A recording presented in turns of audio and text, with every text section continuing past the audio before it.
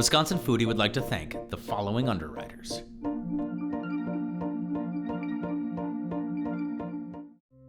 The Amish strive for farming practices rooted in sustainability and their deep tradition of community.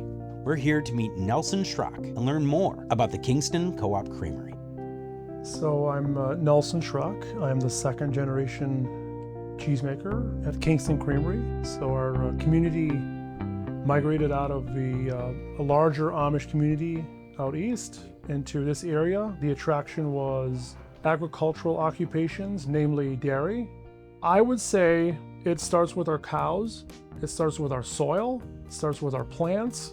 The harvest, the methodology leads primarily into the fact that our products are award-winning.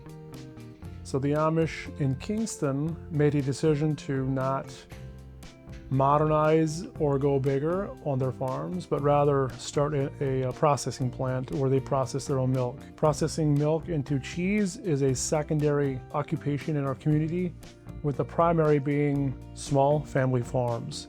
And these animals all have names. The Amish dairy farmer will not create production units, but rather these are family friends. Through regenerative farming practices, we maintain healthy soil conditions, which in turn produces good, healthy, nutritious crops, which in turn produces a good, healthy animal that provides us with our delicious, high-fat, hand-milked cow's milk. You know, when you're eating our blue cheese, you're eating, from the summer forage, the winter forage, the spring grazing, which is different than summer grazing, and so forth. Milk is transferred to our creamery in 10-gallon stainless steel traditional milk cans, which are delivered daily into our creamery.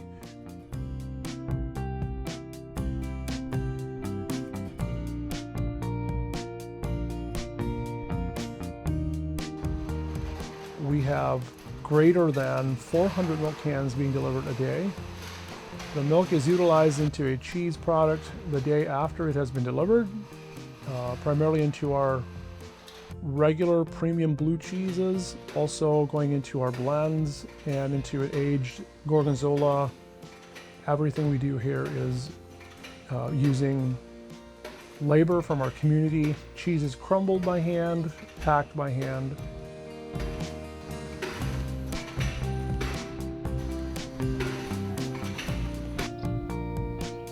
Cheesemaking is not a common profession. Dairy farming is, and Kingston considers themselves kind of the pioneer for Amish communities to go national with sales, as that's where consumption lies, is on a national basis. We could probably count 10 cheese plants in America that make cheeses today in Amish communities. We are the first and only blue cheese makers in America for the Amish communities. The adhering to sustainable regenerative farming practices are reflected in our luscious blue cheeses. This is truly one of the most unique cheesemaking rooms I've ever had the pleasure of standing in. What we have right here are 3 separate vats of milk in different stages in the cheesemaking process. So right here we can see this is the milk that's been recently pumped in. It's been inoculated with the penicillin mold, but truly, you see it almost in its raw, natural form. Immediately to my left, the curds have been cut on this tank, and you can see that deep separation between the whey and the curd. It's being slowly agitated, bringing all those enzymatic reactions together. And on my far left, we have the farthest stage of the process, a cheese that's about to have the whey pulled off and then being put into molds. This is representative of a fantastic intersection. Truly, the analog world of the Amish and the modern mechanization of dairy processing all kind of come straight to the forefront at Kingston Creamery. And while we're here with our cameras, we're absolutely doing our best job in supporting the cultural values that the Amish community really feels are important to them. This right here is how I know that this is going to be phenomenal cheese. Look at the color of this milk. You see the yellow of the butterfat. You can see the swirl of this beautiful, rich cream line undulating on the top. And I know that that is going to create humongous flavor in the end. I am so excited for this process. I'm excited to see the process behind the curtain, but I'm so excited to taste the cheese. The cheese stands alone. So milk is brought in, made into cheese the following day. That cheese is held in our warm room overnight. And then the following day, the cheese is then entered into our cold brine system. Cheese is brined for 48 hours. The cheese is then taken out of the brine, allowed to drip dry, and at that point in time, the cheese will be entered into a cheese piercing process. Approximately 50 holes are pierced into the cheese to allow a uniform entry of oxygen to kickstart the veining process. The cheese is then entered into a warm room with a higher relative humidity in the room, which is again allowing those enzymes and those cultures to kickstart. And at the appropriate age, approximately 21 days old, cheese is then entered into the cold 40-degree room and staged for its final aging, which may be 60 days or 90 days, and then is taken to our packaging room and released into distribution.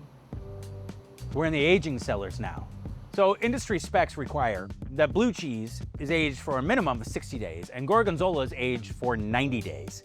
So this cheese gets a little bit of time to let those flavors and components develop into each other, which is oftentimes what makes it such a luxurious experience to eat. For people who think that blue cheese is like one flavor note or like, I don't do blue cheese, I'm telling you, you're missing out on an extreme world of variety and depth of flavor. And oftentimes, when I get into a blue cheese, it's like enjoying a really delicious chocolate or candy. It's so succulent. It takes you through this wide range of flavor and then leaves you in this spot that actually fires off oxytocin in your brain, which is the chemical that makes you feel love.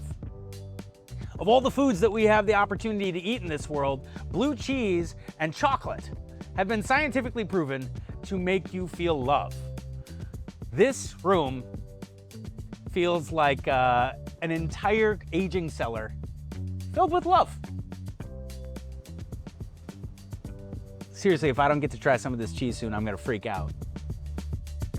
This for me is the absolute pinnacle of this experience today at Kingston Creamery, the tasting of the cheese. So what I have in front of me is the Breezy Blue. Now this is a mixed milk cheese. And what we are looking for here, or when I taste any blue cheese or Gorgonzola, is that smooth creaminess, punctuated by that salty earthiness that really harmonizes on your palate, much in the same way that a delicious piece of chocolate will do. After being in the aging rooms and through the entire cheesemaking process, I can tell you that I am literally salivating, waiting to give this a try. Man, that is delicious. From the first moment that graces my palate, I want to savor the flavor of that cheese. And what I initially get is this beautiful balance of creaminess, salt, and of course that beautiful blue that really takes the earthiness to the next level. Once that salt kind of dissipates, even for just a moment, with this cheese specifically, there's a little bit of that tang that kind of fills right in behind it. And the interesting part is that as the salinity falls off my palate, I'm left with that luscious creaminess, that blue cheese flavor. It's a three-part harmony on your palate, and it eats like it. This is beautiful.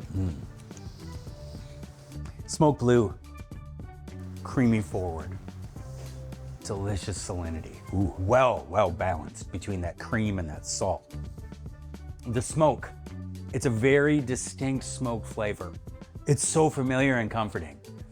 And the richness and sweetness of that blue cheese balanced with that smoke, it just keeps going and going and going and going. This is a fantastic cheese. I can think of quite literally 5 different ways in which I could use this cheese on its own or working with dishes to really enhance components. This is a flavor bomb. I feel emotional when I'm eating this cheese because it's so darn good. How lucky we are to be alive in this world, in this creamery, sampling some of the finest blue cheeses I've ever had the opportunity to taste. To make new friends, to learn about different cultures that are right next door. I've always said that in Wisconsin we have this benefit of when you want to travel the world, shake hands with your neighbor. Because oftentimes their perspective, while seemingly similar, can be night and day difference. And that is one of the best reasons to be here, to eat, to love this food. Because in the end, it connects us all. Everybody eats.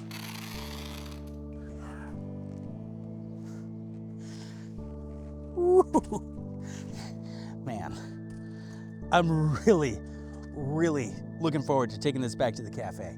Inside here, I have 4 wheels of blue cheese, some blue cheese crumbles, basically every application that I could find inside to be able to go back and really sample what's happening here. This is kind of a sleeper of a creamery in Wisconsin. As you can see on the outside, it's kind of auspicious, right? On a small country road in the middle of the state. But I'm telling you that the flavors and the methods that are used here making this blue cheese are absolutely world class. Let's get to it.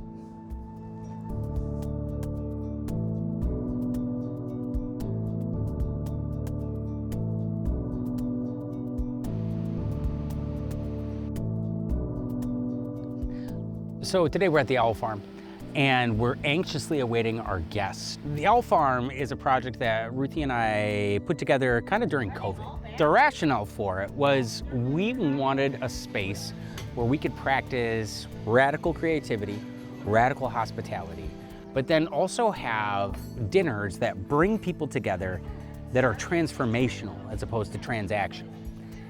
Transactional diners, I mean, you come into a restaurant, you pay the money down, you get your drink, you get your pizza, you're good, you go away. But we love storytelling so much, and as part of my job with Wisconsin Foodie, I get to see some of the most compelling food stories in the entire state. Look at this. Booyah, focaccia. So bringing them to the Owl Farm is bringing them into a very special space for us. And we have amazing people who help us pull this off. Specifically, the chef that I work with very closely, one of my dearest friends, and probably my closest cooking colleague, Justin Jamison of Sanford in Milwaukee. He's taken a night away from his restaurant to come and pull off something that is nothing short of incredible here at the Owl Farm. We've got a mushroom broth that's going to be finished with buttermilk and served with a deconstructed kind of panzanella salad. Just foraged oyster mushrooms. We caramelized some with the pork trimmings, and then we put some over the wood fire to get a little smoke and kind of consecrate that mushroom to get kind of the depth of complexity in a hurry.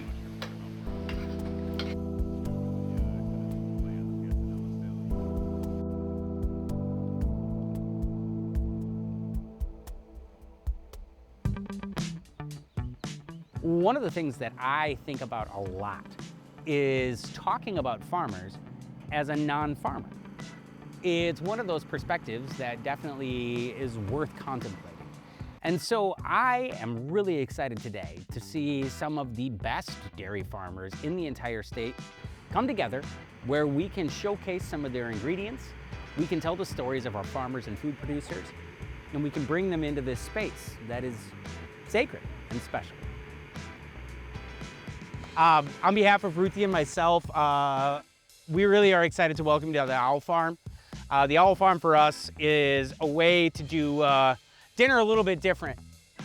We know that when we have people come into the restaurant, and we're always so excited and honored that people choose to come in and support the Driftless Cafe in Viroqua, we don't get a lot of time to interact. The food that we create is based on your stories.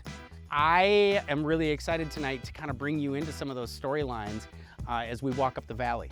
I have this really amazing job where I get to see farmers, I get to see the cheesemakers, I get to see the people that make Wisconsin what we are, a dairy powerhouse.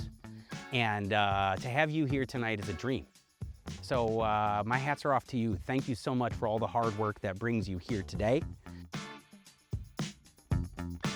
Some of the dishes that we're actually going to feature at the Owl Farm this evening, we'll start with the Housemade focaccia, Wisconsin Co-op Creamery miso whipped butter, and fresh strawberries. So this first course, while you guys are getting settled in, this is a wood-fired focaccia. We have macerated strawberries on this plate. These come from some of our plain community growers, the Amish. We have Wisconsin Co-op Creamery butter. We accented that today with a little bit of maple syrup in that butter. And then we have just a little bit of miso in there. What miso does is giving it depth and body. And this is miso that I made returning from Japan. Enjoy. You guys need more bread over here? Okay, great. Here we go. All of them set up the same way. And then my favorite is 4 seasons of Marique's Gouda. Now, Gouda is a cheese that can be aged for a very short amount of time. As a matter of fact, the young Gouda will have only been aged about 30 days.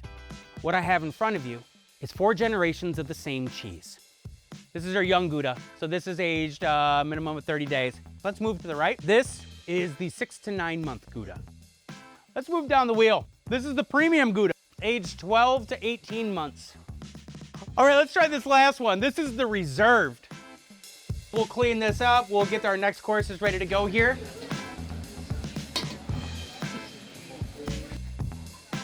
We'll go from there into a Crave Brothers mozzarella panzanella. Panzanella in Italian is bread salad. So we're taking some tomatoes that were raised for us by the good folks at Davidson Hollow, which is one of our Amish farmers. And we're going to accent that with anise hyssop, and then of course a buttermilk broth, where we've taken mushrooms from the forest and really fortified that broth, put it together, and we'll float some chive oil on top of it. Should be fantastic. Crave Brothers mozzarella. What we wanted to do with that today is showcase it in a way that was light. I've got a lot of these locally produced tomatoes, like with the cafe, it's about 72% of our food bill last year came from within sources within 90 miles of Viroqua. So really trying to pull in that community, those small family farms. This is the pork schnitzel with the Kingston Creamery blue cheese, cream on the bottom with a nice base in it, and then pickled rhubarb and some cheese on the top, and then little tiny arugula.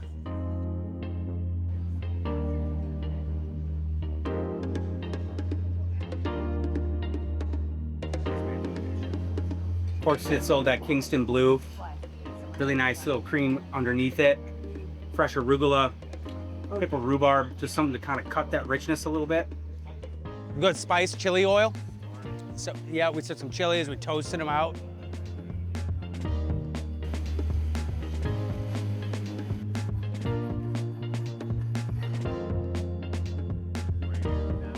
Ragu down beef sauce. Yep. I'm gonna finish putting together this crepe and I'll come back for the grate. So this is a quick on-the-fly Owl Farm. This is organic prairie tenderloin with like garden kale on the bottom, lightly sauteed down with some of the trimmings, and then the sauce is a reduction of cedar, red wine, and maple. Yeah. We're gonna hit it with a little bit of Meldon salt, some Parmesan cheese.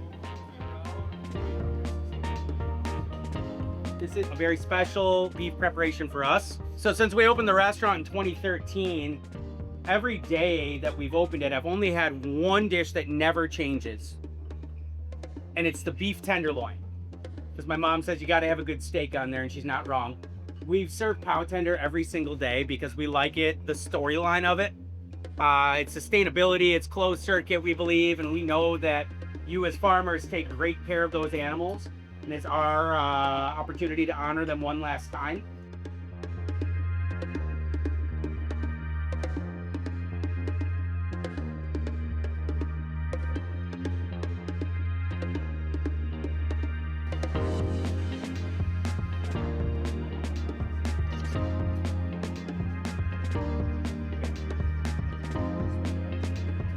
The crepe.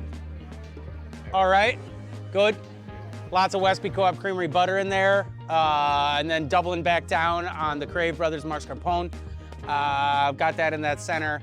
You know, all those bits and bobs are rhubarb and strawberries that we accumulated through the night. You know, basically pulled all the extra prep of that, concentrated it into a little bit of a syrup, moistened the top with that, and then of course, good old-fashioned Wisconsin maple syrup. Just kind of tying it all together. But I have to say again, it's such a tremendous honor and privilege to have all of you guys here tonight, to bring you deeper into conversation and be able to feed you the food from the farmers and food producers of this place.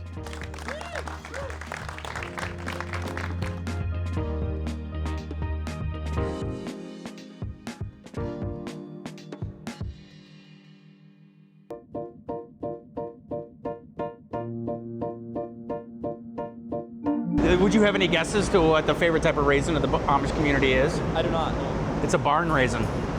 Okay, I haven't heard that one, but I can. I don't know what you're doing back here, the B-roll, Arthur, but like, let's wrap it up a touch. Come on, you're killing me. It's gorgeous. It's exciting. It's Wisconsin Foodie. The dairy farmers of Wisconsin are proud to underwrite Wisconsin Foodie and remind you that in Wisconsin, we dream in cheese. Just look for our badge. It's on everything we make. Did you know Organic Valley protects over 400,000 acres of organic farmland? So are we an organic food cooperative that protects land? Or land conservationists who make delicious food? Yes, we are. Organic Valley. Our all-natural roll recipe has been around since 1830. No binders or fillers, just pork, salt, and a savory blend of spices that we make ourselves. Jones, making breakfast better since 1889. The Wisconsin potato and vegetable growers are proud underwriters of Wisconsin Foodie. It takes love of the land and generations of farming know-how to nurture a quality potato crop. Ask any potato farmer and they'll tell you there's a lot of satisfaction in healthy grown crops. Employee-owned New Glarus Brewing Company has been brewing and bottling beer for their friends only in Wisconsin since 1993. Just a short drive from Madison, come visit Swissconsin and see where your beer is made. With additional support coming from The Conscious Carnivore, from local animal sourcing to on-site, high-quality butchering and packaging, The Conscious Carnivore can ensure organically raised, grass-fed, and healthy meats through its small group of local farmers. The Conscious Carnivore. Know your farmer, love your butcher. Also, with the support of the Friends of PBS Wisconsin.